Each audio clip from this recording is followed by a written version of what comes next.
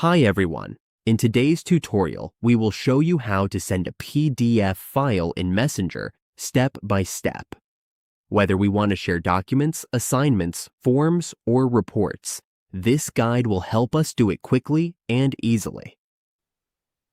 On our Facebook dashboard, we need to click on Messenger in the upper right corner. Once we click that, a pop-up window will appear. When we see the pop-up window, we need to click See All in Messenger. This will take us to the conversation we want.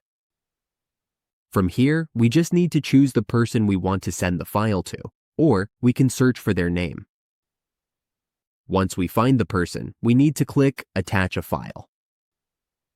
After that, we just need to click Show Files and select the PDF we want to send.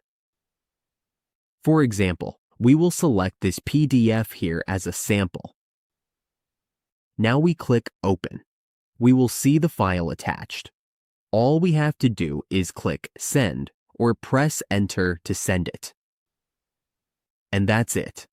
Our PDF is now sent in Messenger. Simple and easy.